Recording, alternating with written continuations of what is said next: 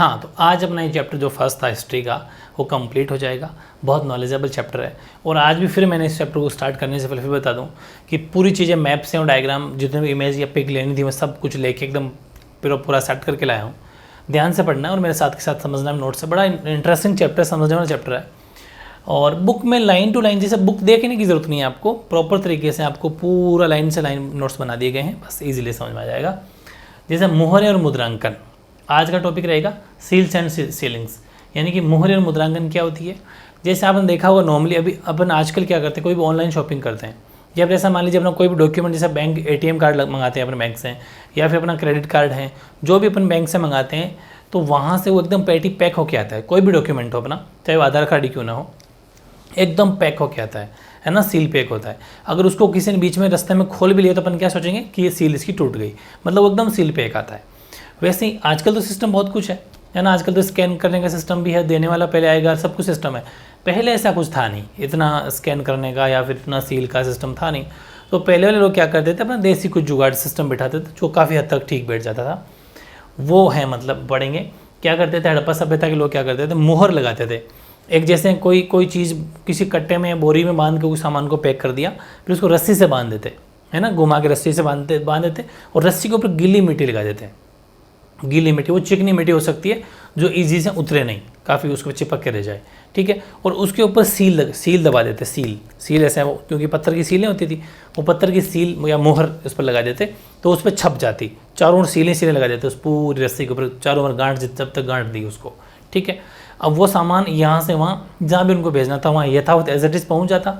इसका मतलब ये रहता कि उसको सील किसी ने नहीं तोड़ी है और एज इट इज़ अपना सामान खो लेता और ठीक है।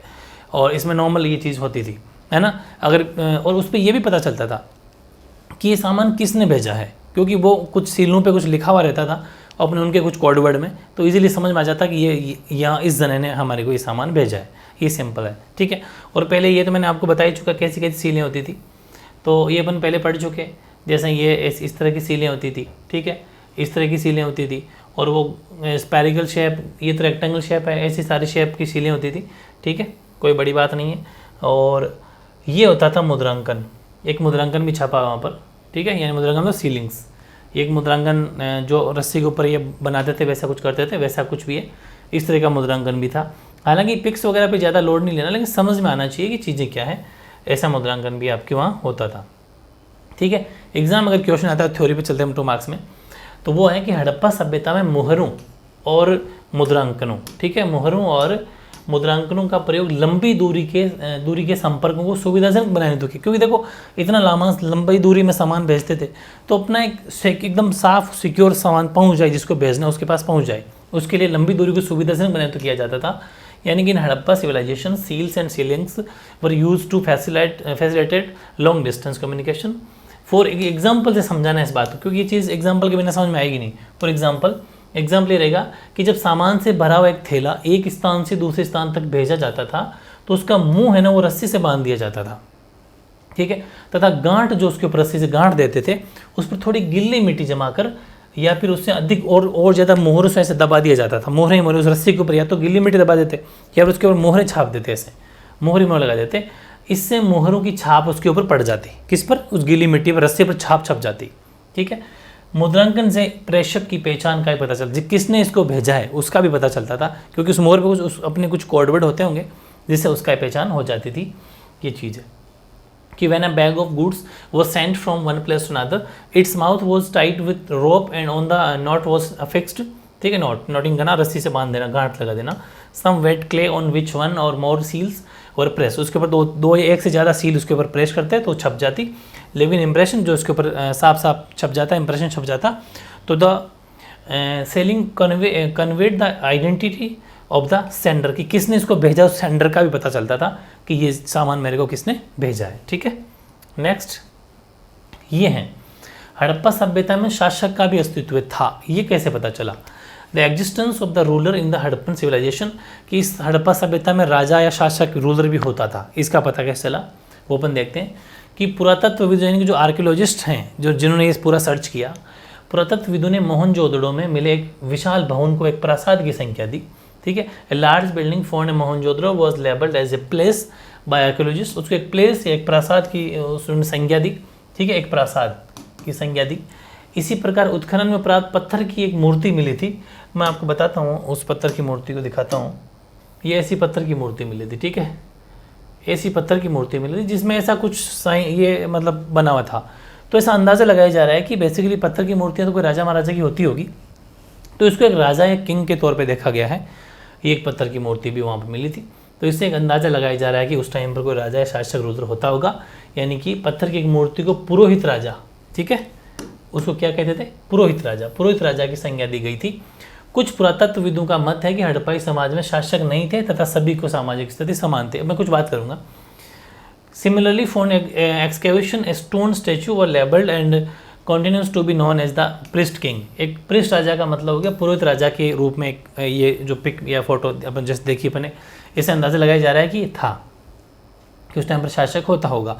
लेकिन अब यहाँ पर तीसरा पॉइंट आपको ये बताएगा, अब डिफरेंट विचार होते हैं, सीधी सी बात है, क्योंकि हिस्ट्री है फिक्स 100% इसमें कुछ भी नहीं है, 100% इतिहास के अंदर कुछ भी नहीं होता, अंदाज़ा लगाया जा सकता है, क्योंकि अपन पढ़ रहे हैं सभ्यता सिविलाइजेशन, और वो खोद के निकाला जाता है, जिसमें 100% कोई भी श्योर नहीं होता, अंदाज़ा लगाया जाता है। हाँ, मोस्टली बातें काफ़ी सारी सही होती है। अब सब अलग अलग विचार रहेंगे। कुछ पुरातत्वविद तो ये कहते हैं कि हड़प्पाई समाज में शासक थे ही नहीं, सब इक्वल थे, सबकी सामाजिक स्थिति, सोशल कंडीशन या वो ठीक थी, एक ही थी। Some archaeologists are of opinion the Harappan society had no rulers and that everybody enjoyed equal status. सब एक ही जैसे थे, कोई राजा महाराजा या फिर अलग ऐसा नहीं था।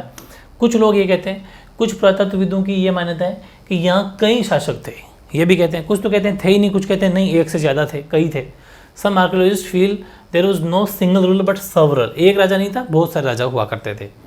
फिर कुछ का ये मत है कि एक ही राज्य था, ये कुछ ठीक बात लगती है कि एक राज्य था, एक स्टेट था, ठीक है, और ये मत सबसे युक्ति संगत प्रतीत होता है। एग्जाम में क्वेश्चन आ सकता है कि जो ये राजा के या शासक के बारे में जो मत या फिर बात कही गई है, उसमें सबसे आपको युक्ति संगत यानी कौन सा ठीक लगा, तो वो है कि एक ही राज्य होना, यानी कि yet other argues that there was a single state, एक सिंगल स्टेट वाली बात जो है वो ठीक लगती है।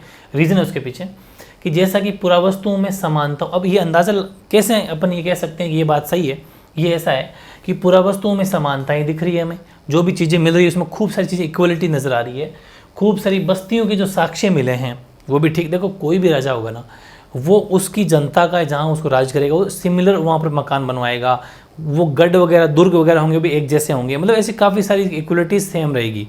जैसे हमारी कोई सरकार है तो जो भी हमारी सरकार यहाँ राजस्थान की या पंजाब की या हरियाणा की जहाँ की सरकारें, एक कुछ काम करने का थोड़ा तरीका अलग होता है, और उनके तरीके से पता चल जाता है कि कितनी जगह ये वाली सरकार काम कर रही है।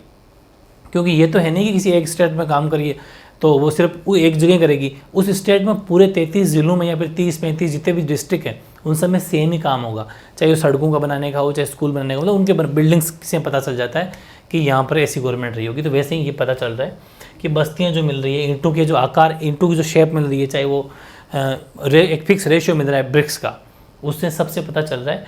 और बस्तियों में जो कच्चे माल के सोर्स मिल रहे हैं उससे पता चल रहा है कि यहाँ पर शायद एक स्टेट एक राज्य हुआ होगा, ठीक है। यानी कि this seems to be most reasonable opinion लगता है ये वाला कि एक स्टेट होता होगा। गिवन द सिमिलरिटी, इस चीज़ को प्रूव भी हो रही है बातें कैसे कि artifacts, the evidence for plant settlements और the standardised ratio of brick size, ईंटों की साइज भी सही पता चल रहा है, सब जगह ईंटों की साइज लगभग सेम नज़र आ रही है। और establishment of settlements near sources of raw material, जो कच्चा माल मिला है, रॉ मटेरियल मिला है, उससे भी जो सामग्री सोर्स उस मिल रहे हैं उससे भी पता चल रहा है कि हाँ यहाँ पर एक राज्य हुआ होगा, ठीक है। ये बात थी इसके अंदर, ठीक है ना। यानी कि अपन ने क्या पढ़ा, सब शासक का अस्तित्व वाली बात पढ़ी थी अपन ने कि रुद्र के बारे में सबके क्या विचार हैं। अब छोटा क्वेश्चन आ सकता है कि फाइनली हड़प्पा सभ्यता जो है, यानी कि जो हड़प्पन सिविलाइजेशन वो ख़त्म कैसे हो गई, क्या कारण रहा कि आज हड़प्पन सभ्यता नहीं चल रही, एक नई सभ्यता आ गई।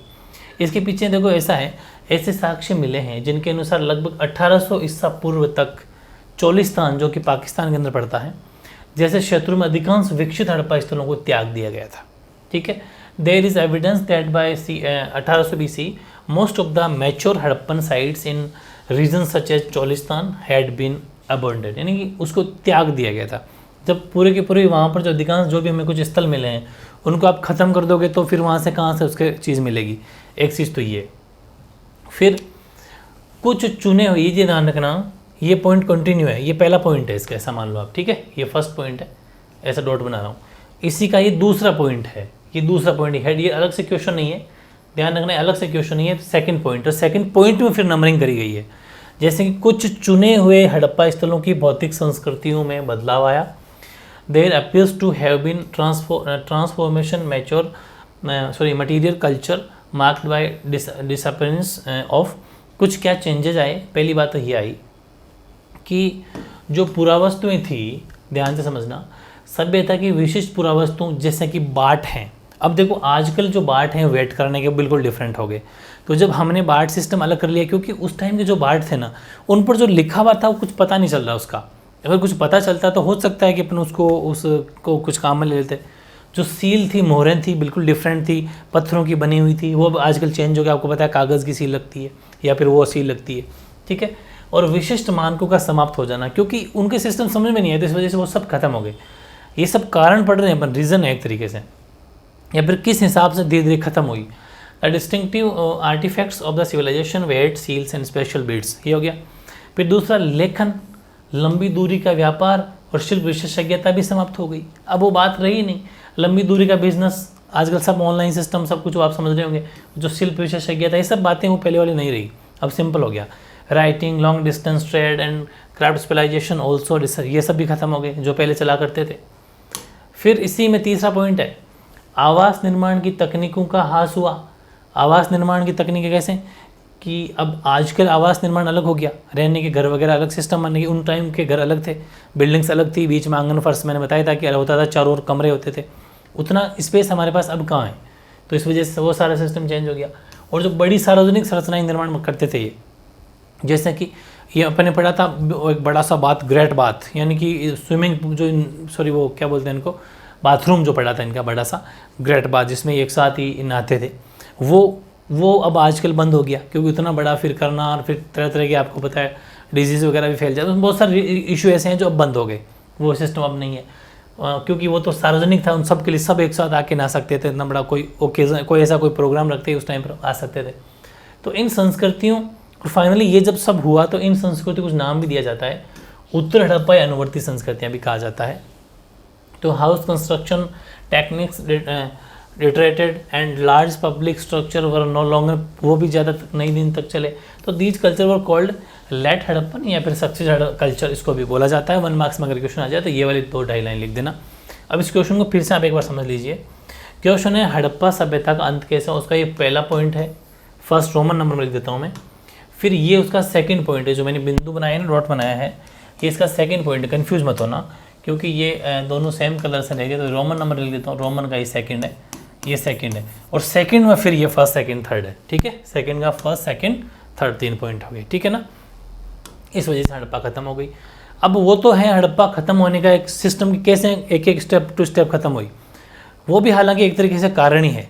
लेकिन अगर इस अलग से आता है कि हड़प्पा सभ्यता का स्पेसिफिक कारण क्या है, कि अंत होने का क्या कारण है, तो बिल्कुल पॉइंट बना के लिखना है ऐसा कैसा। एक, जलवायु परिवर्तन, पहले क्लाइमेट अलग था, अब क्लाइमेट चेंज हो जाना।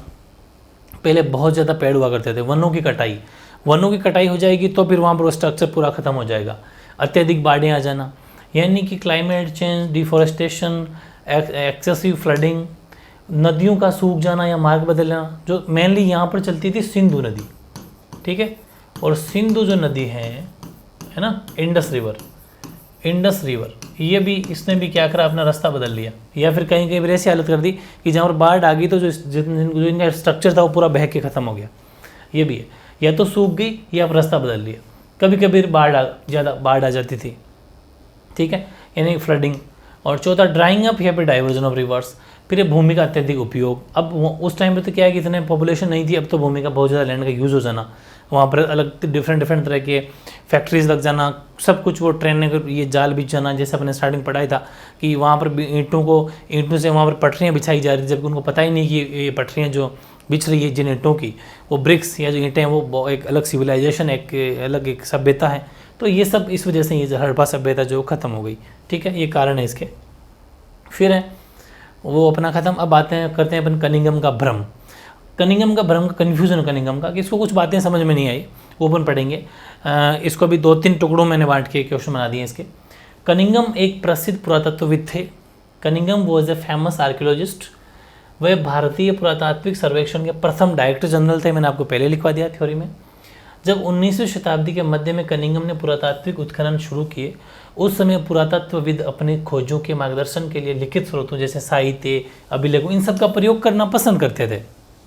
देखो, कोई भी पुरातत्वविद होगा, कोई भी आर्कियोलॉजिस्ट होगा, जहाँ कहीं भी रिसर्च करेगा, उससे पहले उस वहाँ के कोई भी अगर कोई लेख लिखा हुआ, कोई टेक्स्ट लिखा हुआ हो, कुछ लिखा हुआ हो, तो उसको पढ़ना चाहेगा।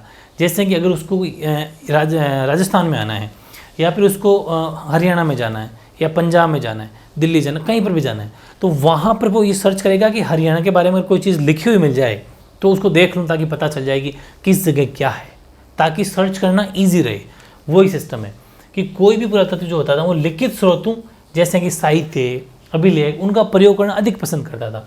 यानी कि अपन बात करें अगर, तो कनिंघम ये हो गया अपना कि he was the first director general of the archaeologist survey of India when Cunningham started archaeological excavation in the mid 19th century. तो मेनली इसमें से स्टार्ट किया था।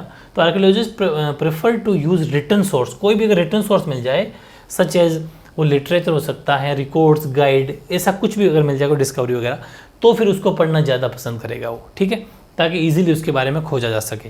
ठीक बात है। फिर अच्छा, एक ये थोड़ी सी मैं आपको एक इमेज भी दिखा देता हूँ। हालांकि ये पूरा कन्फ्यूजन ही था, अपने आप को ज़्यादा सेटिस्फाई कर ही नहीं पाया, ये खुद कन्फ्यूजन था, लेकिन इसको अगर आप देखेंगे तो एक कनिंघम द्वारा हड़प्पा से प्राप्त पहली मुहर, इसने एक पहली मुहर का चित्र बनाया था एक, उसने इसने कोई एक मुहर या सील देखी थी, ठीक है, ये सील है, इसने जो सील देखी थी, इस सील का ही डायग्राम बनाया था इसने, ये सील देखी थी, मुहर, ठीक है, जो कनिंघम ने देखी थी, जो आप देख सकते हो, इसने जब वहाँ पर हड़प्पा में सर्वे किया था तब इसको ये दिखी थी, ठीक है। तो ये थोड़ी सी ऐसे साइड में ले लिया मैंने, बाकी कोई वो नहीं है। अपन आगे बढ़ते हैं थोड़ा, ठीक है। वो ये था कि कनिंघम की मुख्य रुचि ये थी कि आरंभिक ऐतिहासिक लगभग 6ठी शताब्दी की मैं बात करूँ, 6ठी शताब्दी ईसा पूर्व से 4ठी शताब्दी ईस्वी तक, उसके बाद के कालों से संबंधित पुरातत्व में थी।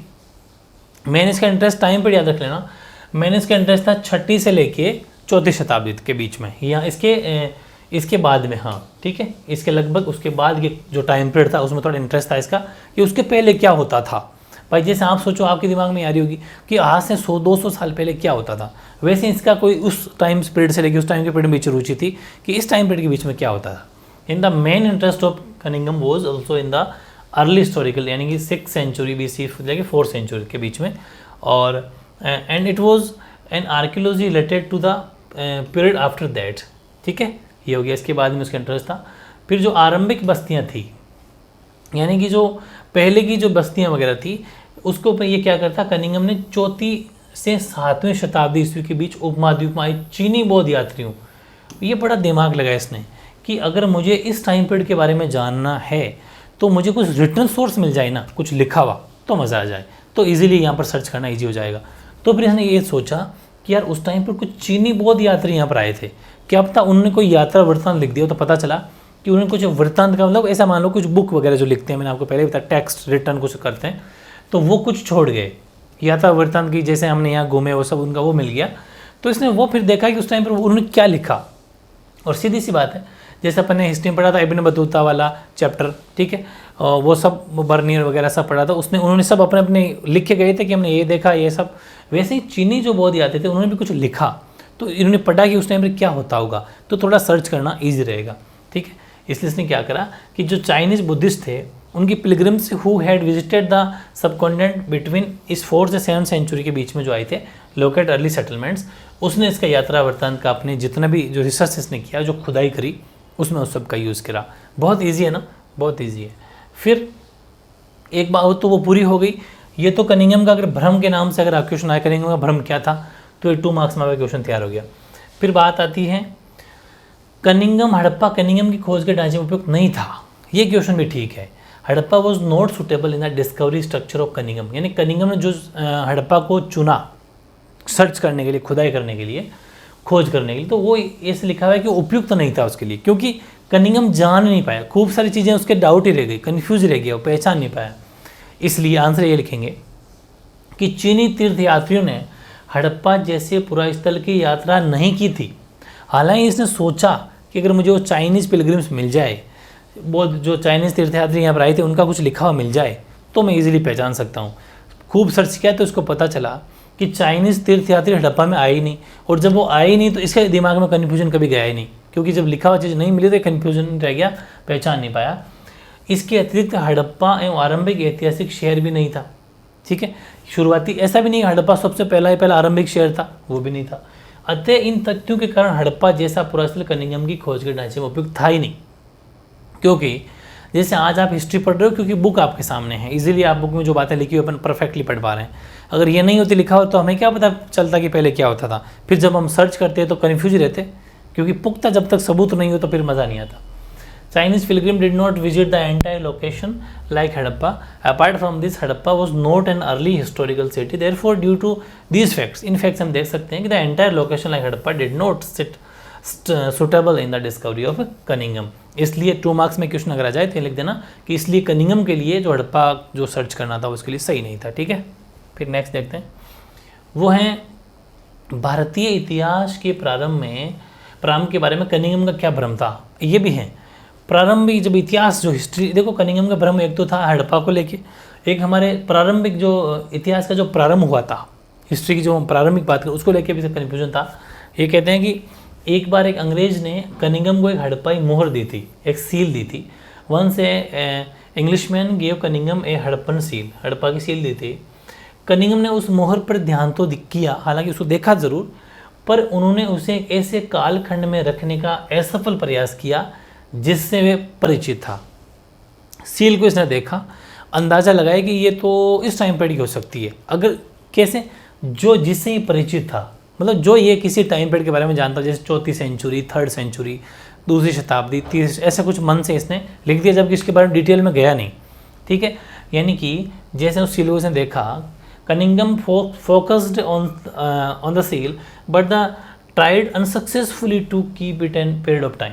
ठीक है, अपने मन से ऐसा पर प्रयास कर दिया कि ये तो हो सकती है 4वीं शताब्दी की होगी, जबकि कन्फर्म था नहीं। ठीक है, इसका कारण ये था कि कई और लोगों की भांति ही उनका भी ये विचार था कि भारतीय इतिहास का प्रारंभ गंगा की घाटी में विकसित पहले शहरों के साथ ही हुआ था। इसका मतलब ये टाइम पर बताया इसने, गंगा की घाटी का जब विकास हुआ था, यानी गंगा की वैली जब डेवलपमेंट में आई थी, तब से इसने कह दिया कि उसी टाइम पर भारत का इतिहास का भी हुआ था। इस सुनिश्चित अवधारणा के कारण कनिंघम हड़प्पा के महत्व को नहीं समझ पाया। ठीक है, और इसी मतलब अपने दिमाग में लेके बैठा था कि हाँ यही होगा, इस वजह से इस हड़प्पा के महत्व को या फिर हमारे इतिहास को ये लेके एकदम बिल्कुल कन्फ्यूज रहा। ये चीज़ है, लिख देना easily. The reason for this was that like many other people they were also thought that कि Indian history started with the first cities developed in the valley of Ganga. ये हर किसी ने सोचा था, तो इसने भी सोचा ऐसा भी हुआ होगा। ठीक है, due to this sure concept Cunningham could not understand the importance of Harappa. इसलिए ये डाउट लेके मर गया, कनिंघम के माथे से बिल्कुल कहते हैं ना, कन्फ्यूजन दूर ही नहीं हुआ, और ये संशय इसके ज़िंदगी पर रह गया, ना तो अपने इतिहास को समझ पाया, ना हड़प्पा सभ्यता को समझ पाया। ठीक है, ये बात है। फिर कुछ बातें करते हैं, छोटे छोटे टॉपिक हैं, कुछ वर्ड है 1 मार्क्स में आ सकते हैं। पूरा स्थल क्या होते हैं, टीले क्या हो सकते हैं, क्या होते हैं। बात करते हैं पूरा स्थल की, यानी कि साइट्स की। तो archaeological sites are formed through the production, use and discarding of materials and structures. पुरातात्विक पुरास्थल वस्तुओं और संरचनाओं के निर्माण, प्रयोग और फिर उन्हें त्याग दिए जाने से बनते हैं। जैसे कि अपन कोई भी काम करते हैं, कोई भी चीज़ बनाते हैं, जैसे लकड़ी वाले जो काम करते हैं, तो लकड़ी का काम करेंगे, फर्नीचर का काम करेंगे, छोटे छोटे लकड़ी के टुकड़े पीछे बच जाते हैं, फिर वो कच्चे का ढेर हो जाता है, और फिर सड़ गल के वहाँ पर एक पुरातन, अगर उसको वहाँ से नहीं उठाएंगे तो वो अपना कह दिया कि वो पूरा स्थल हो गया। वैसे ही कि जो भी वस्तुएं या संरचनाओं का जो निर्माण करते थे, फिर उसको प्रयोग करते थे, फिर उन्हें त्याग कुछ चीज़ें फेंक देते, उन सब से पूरा स्थल बनता है। Archaeological sites are form through the production, use and discarding of, ये हो गया मटेरियल एंड स्ट्रक्चर्स, ये हो गया। फिर टीले, सुना होगा मिट्टी के टीले होते हैं, वैसे टीले। जब लोग एक ही स्थान पर नियमित रूप से रहते हैं तो भूमिखंड के लगातार उपयोग और पुनः उपयोग से आवासीय मलबों का निर्माण हो जाता है, जिन्हें टीला कहते हैं। टीला का मतलब ऐसे ही कचरा इकट्ठा हो जाना, मिट्टी इकट्ठा हो जाना, हवा का तेज बहाव रहेगा, रेगिस्तान जैसलमेर की साइड में वगैरह जाओगे तो एक दिन में यहाँ टीला बन जाता है, कल को वहाँ टीले बन जाता है, वो टीला होता है।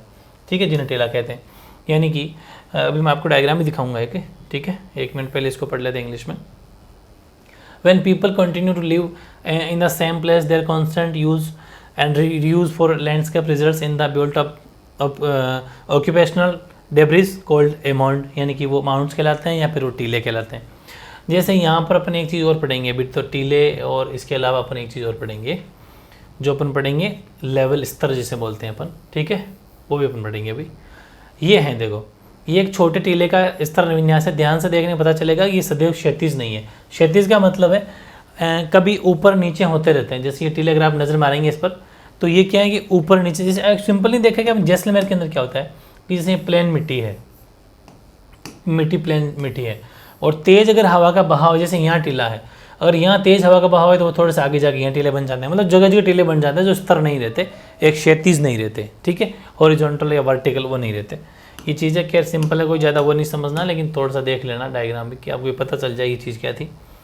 तीसरी चीज़ जो अपन पढ़ेंगे वो है अपना स्तर, यानी कि लेयर स्तर होता है वो, कि टीलों में मिले स्तरों से प्राप्त प्राचीन वस्तुओं में से आवास का पता चलता है। ये एक दूसरे से रंग, प्रकृति और इनमें मिली पुरावस्तुओं के संदर्भ में भिन्न होते हैं। परित्यक स्तर बंजर स्तर कहलाते हैं, यानी कि accommodation are detected by traces of ancient materials found in layers which differ from one another to in color। इनका सबका colour, texture and the artifacts that are found in them, ठीक है, यानी कि वो संदर्भ भिन्न होते हैं। और जो परित्यक स्तर है तो वो बंजर स्तर कहलाते हैं। बंजर यानी खाली जमीन हो जाना, बंजर जो स्तर कहलाता है। ये आपको अलग से 1 मार्क्स में अगर आ जाए तो ये पूरी थ्योरी लिख के बंजर स्तर भी लिख सकते हो, ठीक है, यानी कि अबंडेंट, और या फिर बोल सकते हो आप यानी जो त्यागा हुआ, ख़त्म किया हुआ, ठीक है। डाइजेशन आर कोल्ड ये हो जाएगा स्ट्राइल लेयर्स, ठीक है, स्ट्रेलाइल लेयर्स हो जाएगा। इनकी पहचान इन सभी लक्षणों के अभाव से की जाती है। सामान्यतः सबसे निचले स्तर पर प्राचीनतम और सबसे ऊपरी स्तर को नवीनतम होते हैं, और स्तरों में मिली पुरावस्तुओं को विशेष सांस्कृतिक कालखंडों में संबंध में किया जा सकता है।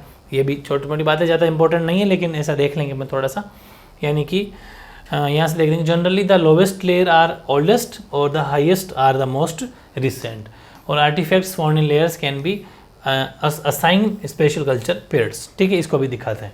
ये हो गया तीनों चीज़ें, कौन कौन सी, पूरा स्थल यानी साइड्स, माउंट्स या टीले, और लेयर्स यानी कि स्तर, तीनों डेफिनेशन हो गई। फिर हैं जो हड़प्पा सभ्यता हैं, उसमें जैसे अभी अपने कनिंगम पढ़ा, वैसे जॉन मार्शल भी था। ये भी हमारे आर्कियोलॉजी सर्वे के चेयरमैन बनेंगे, अध्यक्ष बनेंगे।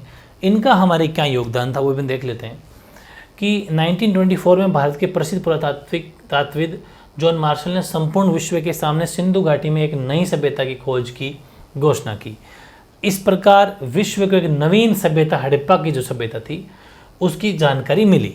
यानी कि 1924 India's famous archaeologist John Marshall announced a new civilization in front of the whole world in the Indus Valley, यानी कि पूरे संसार के सामने। पहली बात तो ये कि जॉन मार्शल ने सर्च या खोज कब करी, 1924 में। भारतीय मतलब भारत की जो सिंधु घाटी सभ्यता है, ठीक है, सिंधु घाटी सभ्यता को सबके सामने रखा, तो संसार को ये पता चला कि सिंधु घाटी सभ्यता है कहाँ, पूरे होल वर्ल्ड को ही बताया। इससे पूरे संसार को एक नवीन सभ्यता, एक न्यू सिविलाइजेशन का पता चला, जिसका नाम रहा हड़प्पा की सभ्यता, हड़प्पन सिविलाइजेशन, ठीक है, इसका सबको पता चला। तो ये बड़ा इनका योगदान था।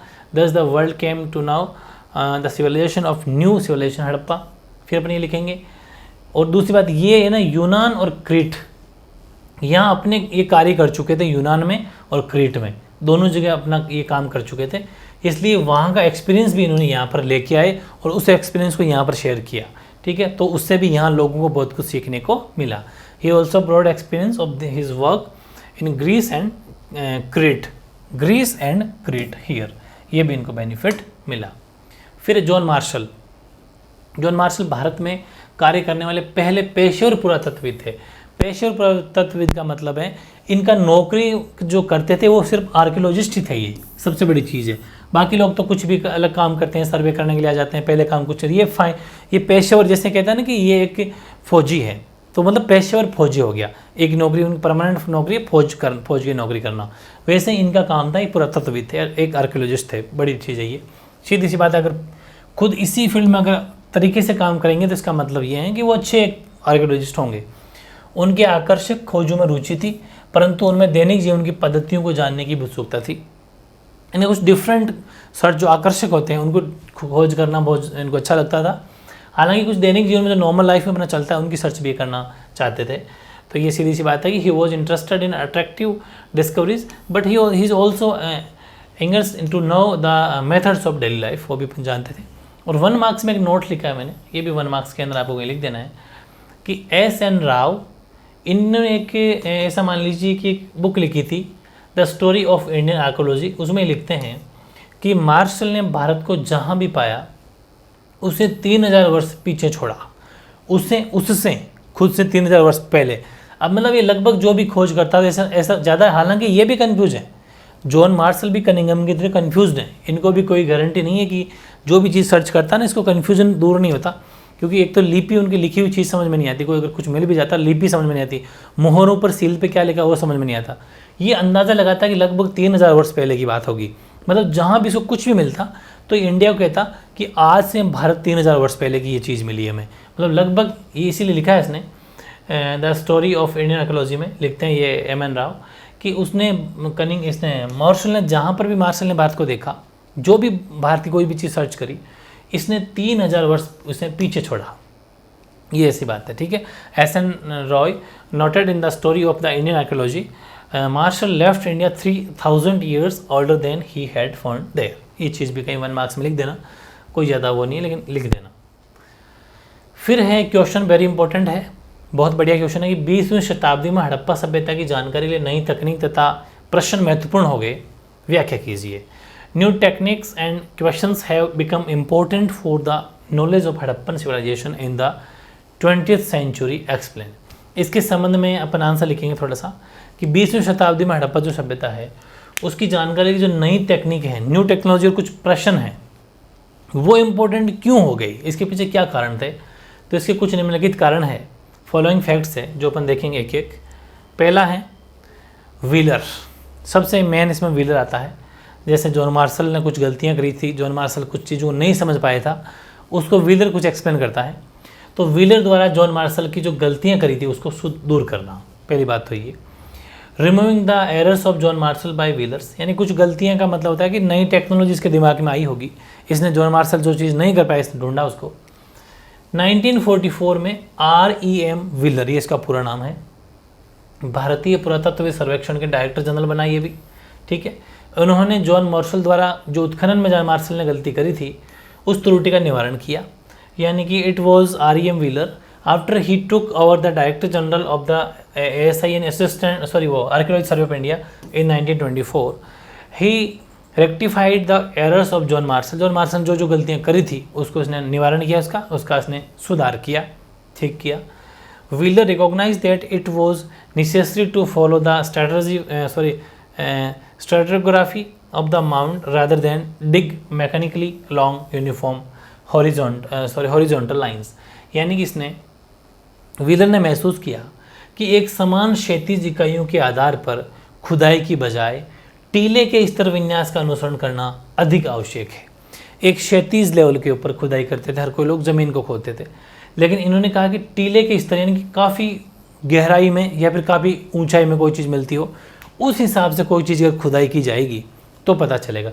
देखो अगर आप जैसे ऐसे मान लो कि ये ज़मीन है, अगर अपन इसकी ऐसे खुदाई करते हैं 5 फीट 4 फीट, लेकिन अगर आप गहरे गड्ढे कर के अंदर तह में जाओगे तो आपको काफ़ी सारी चीज़ों की नॉलेज होगा। इसने ये देखा कि अगर ऐसा करने के बजाय अगर ऐसा किया जाए तो ज़्यादा बेटर होगा। ऐसे अपन नेक्स्ट देखते हैं, और वो है अपना सेकंड, भारत में पुरास्थलों को चिन्हित करना, marking the archaeological sites of India. भारतीय पुरातत्वविदों ने भारत में पुरास्थलों को चिन्हित किया कि यहाँ हमें सर्च करना है, खुदाई करनी है, प्रयास किया, यानी कि this has spurred Indian archaeologist to try and locate sites in India. और कच्छ जो गुजरात के अंदर जगह पड़ती है, कच्छ में हुए व्यापक सर्वेक्षण से कई हड़प्पा बस्तियों के बारे में जानकारी प्राप्त हुई। एंड देखो अपन कोई भी चीज़ का जब सर्च करते हैं, किसी बारे में जानना है, तो वहाँ पर फिर चिन्ह बनाते हैं, अपन चिन्हित करते हैं उसको कि हम इंडिया में जाएंगे, फिर यहाँ दिल्ली में देख लेंगे, थोड़ा गुजरात में देख लेंगे, मतलब ऐसे फिक्स बना लिया, फिर वहाँ पर फिर सर्च अभियान शुरू कर देते हैं, खुदाई शुरू कर देते हैं।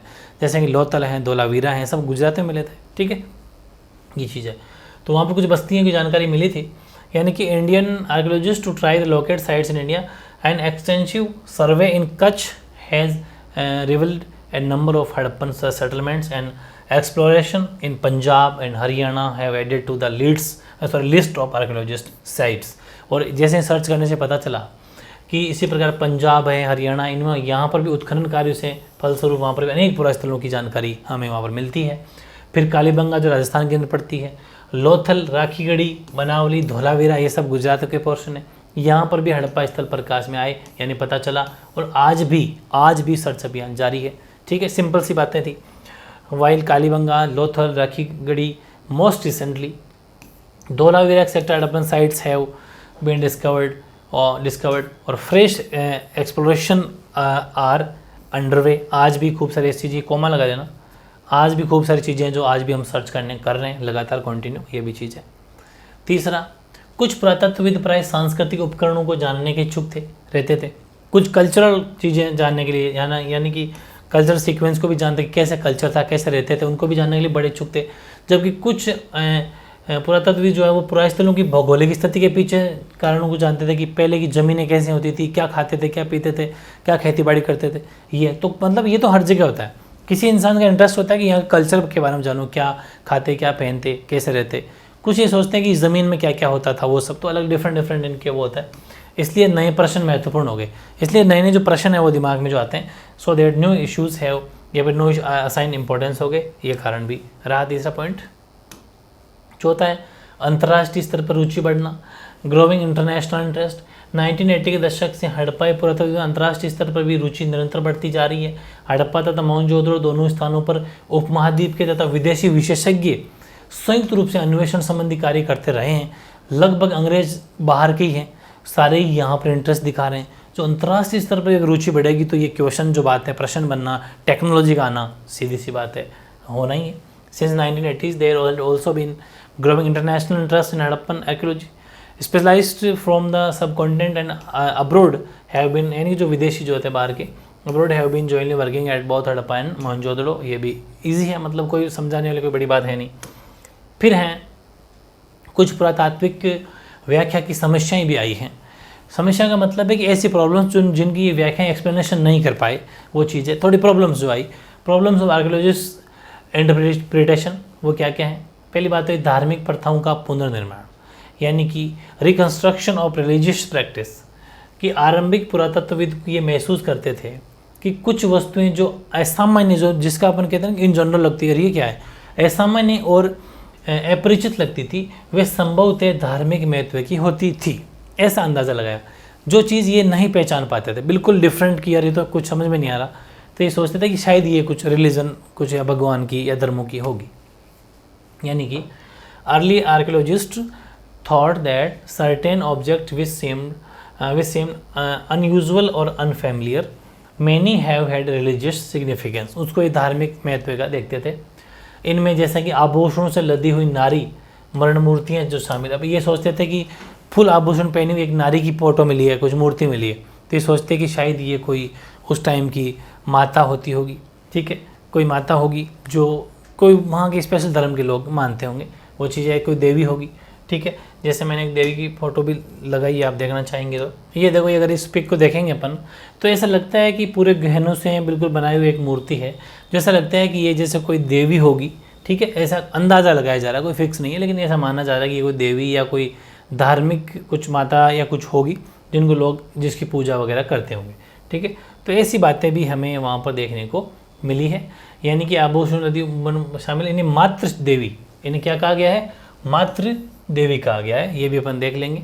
यानी कि यहाँ से अपन these include terracotta figures of women heavily jewelled, जो बहुत ज़्यादा मतलब गहने वगैरह पहनी हुई थी। These were regarded as mother goddess, यानी कि मातृ देवी, मदर गॉडेस का नाम दिया गया है। Rest on statuary of man and in an almost standardised posture seated with one hand and the knee such as the priest king. और कुछ ऐसी भी जो अपन देखा था अभी, प्रिस्ट किंग जो राजा हैं वो पुरुषों के भी क्लासिफाइड ऑल्सो सिमिलरली, वो भी इन्हीं तरह से माना गया है कि वो भी शासक के रुद्र होते होंगे। ठीक है, यानी कि वो भी एक तरीके से अपन अगर देखें तो यानी कि दुर्लभ पत्थर से बनी पुरुषों की मूर्तियां जिनमें उन्हें एक हाथ घुटने पर रखा हुआ है, बैठा हुआ है दिखाया गया है, उन्हें इसी वर्ग में रखा गया है, उनको भी ऐसे अंदाज़ा लगाया जा रहा है कि वो भी कोई पृष्ठ किंग या राजा कुछ होते होंगे, शासक होते होंगे, उनके भी कोई पूजा वगैरह होती होगी, ऐसा अंदाज़ा लगाया जा रहा है। ठीक है, फिर है ये पहला पॉइंट हो गया प्रॉब्लम्स का। सेकेंड है कुछ अन्य मामलों में संरचनाओं को अनुष्ठानिक महत्व का माना गया है। इनमें विशाल स्नानागार, कालीबंगन और लोथल जैसी मिली वेदियाँ, ये सब सम्मिलित है। In other instance structure have been assign ritual significance, this include the great bath and fire altars found at Kalibangan and Lothal. देखो अपन देखा भी था विशाल स्नानागार, तो ये अनुष्ठानिक का मतलब ये होता है कि कोई इनके कोई अनुष्ठान ये रखते होंगे, कोई प्रोग्राम रखते होंगे जब एक साथ नहाते होंगे, कोई इनका कोई सिस्टम होता होगा। बड़ा सा अपन देखा भी था, ग्रेट बाथ देखा था, वो ग्रेट बाथ ये चीज़ दिखाता है। कालीबंगा और लोथल के अंदर, कालीबंगा राजस्थान हनुमानगढ़ के अंदर जो पड़ती है और लोथल गुजरात में, यहाँ पर कुछ वेदियाँ मिली हैं। ठीक है, तो उससे भी ऐसा अंदाज़ा लगाया जा रहा है कि ये जो हैं ये कुछ प्रॉब्लम या उस टाइम पर देखने से पता चलता है कि समस्याएं कुछ आई होगी। तीसरा, कुछ मोहरों पर पेड़ पौधों के चित्र भी बनाए हुए हैं, इनसे अनुमान लगाया जाता है कि हड़प्पावासी प्रकृति यानी वृक्षों की पूजा करते थे, ये भी है। Some seals have picture of trees and plants engraved on them, it is inferred from these that Harappan worshipped nature trees, ऐसा लगता है कि पेड़ पौधों की पूजा करते होंगे। तो ये चीज़ें हैं कि पुरातात्विक व्याख्या की कुछ समस्याएं हैं जो मतलब इन्होंने कुछ अंदाज़ा ही लगाया है, जिसमें अपन ये कुछ 100% श्योर नहीं है। ठीक है, फुली एक्सप्लेन नहीं कर पाए हैं। चौथा, शिव की पूजा। ठीक है, यानी कि कुछ मोहरों पर एक आकृति को पालथी मारकर योगी की मुद्रा में बैठा दिखाया गया है, उसे आद्य शिव की संज्ञा दी गई है। ठीक है, जैसे कि ये ऐसी कोई एक मिली थी आद्य शिव, ऐसी कोई इमेज या मूर्ति दिखी थी, जिसको अंदाज़ा लगाया जा रहा है कि आद्य शिव यानी कि इंग्लिश में इसको बोलते हैं फोटो शिवा, प्रोटो शिवा, ये भी चीज़ ये आप देख सकते हो जो आपकी बुक में भी है। आद्य शिव की संज्ञा यानी कि in some seals a figure shown seated cross legged in a yogic. ठीक है, इन योगिक का मतलब हो गया योग की मुद्रा में। Posture sometimes surrounded by animals has been regarded as a depiction of proto Shiva. ठीक है, पांचवें है लिंग की पूजा। ठीक है, तो लिंग की पूजा का मतलब उत्खनन में पत्थर की शंक्वाकार वस्तुएं मिली है, इन्हें लिंग के रूप में वर्गीकृत। लिंग का मतलब शिवलिंग होता है, शिव भगवान के लिए शिवलिंग जैसा होता है, वैसे ही शिवलिंग जैसा इन्होंने अंदाज़ा लगाया है। इससे अनुमान लगाया जाता है कि हड़प्पावासी लिंग की भी पूजा करते थे। ठीक है, वर्शिप ऑफ लिंग्स यानी conical objective of stone have been found in the excavation, these are classified as lings, from this it is inferred that the Harappan also worshipped the ling. ठीक है, लिंग की पूजा करते होंगे। उदाहरण के लिए हम आद्य शिव मोहरों का विश्लेषण करते हैं तो सबसे प्राचीन ग्रंथ जो ऋग्वेद, सबसे पुराना ग्रंथ है हमारा ऋग्वेद, प्राचीन ग्रंथ लगभग 1500 से 1000 ईसा पूर्व के बीच ये संकलित किया गया था ऋग्वेद। ठीक है, उसमें रुद्र नामक एक देवता का उल्लेख मिलता है।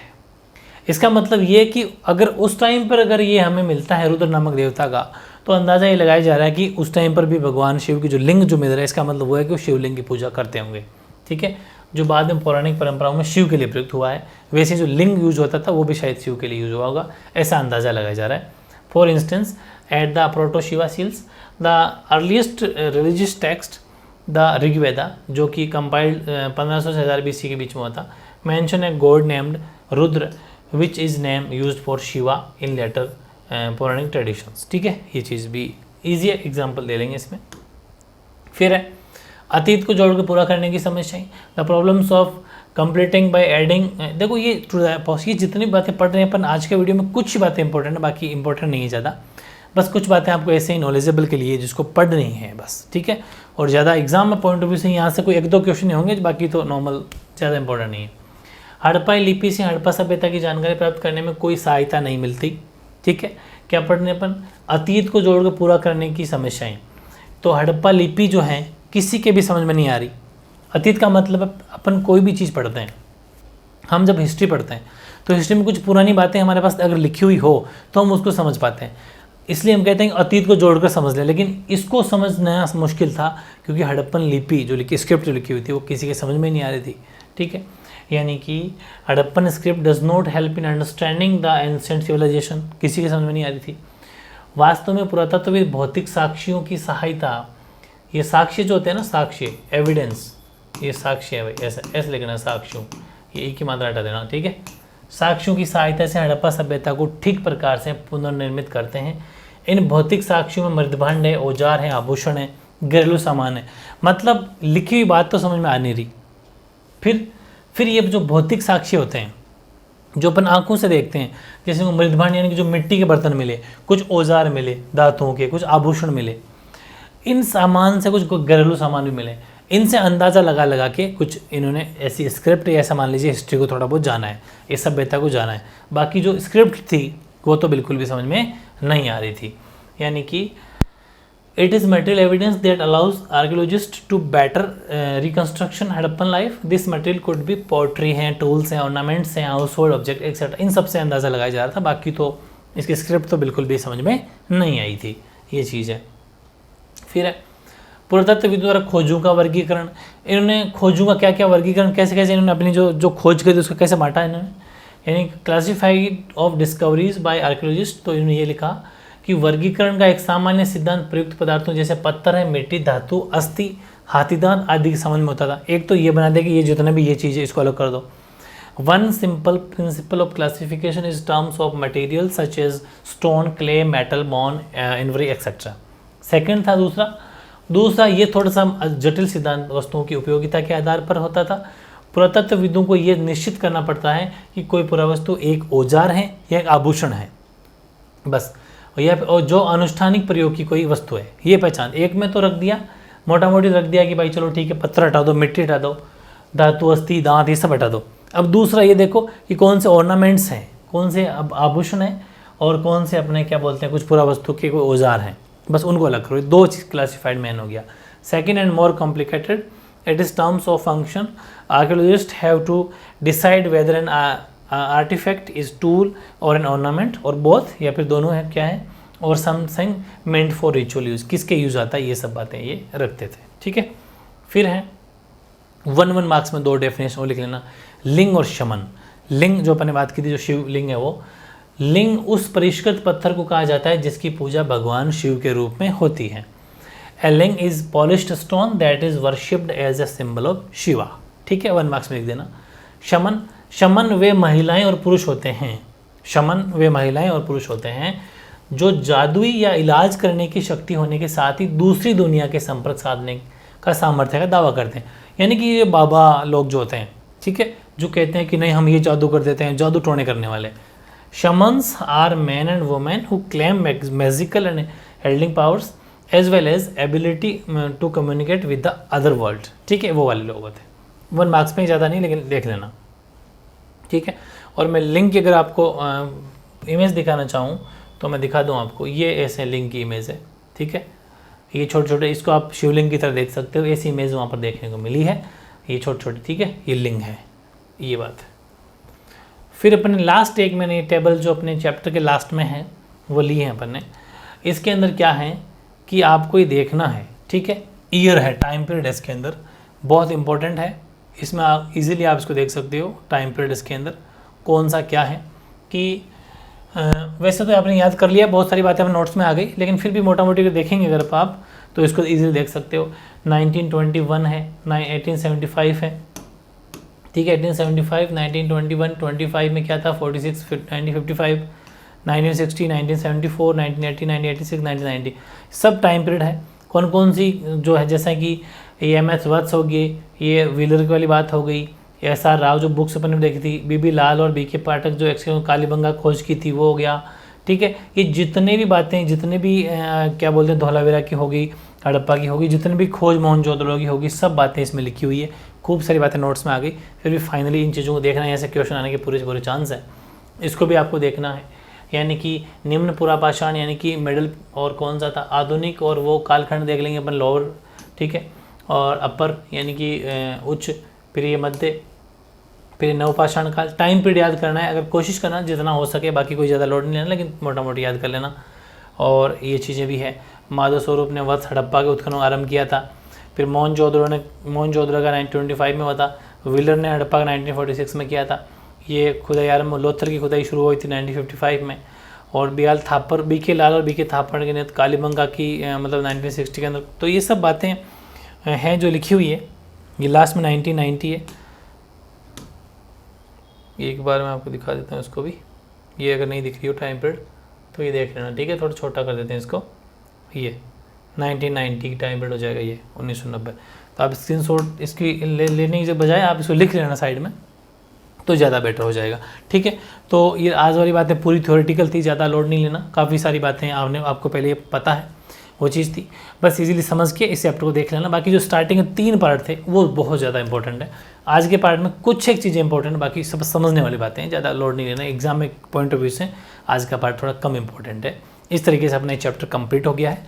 अब लेते हैं फिर कोई नया चैप्टर। इस चैप्टर के भी अब आपको रिवीजन करना है, एक शॉर्ट नोट्स का एक रिवीजन का एक वीडियो आ जाएगा, उसको देखने के बाद फिर आपका इसका हो जाएगा एक टेस्ट जो कि लाइव होता है, आपको बताइए, ठीक है। ओके।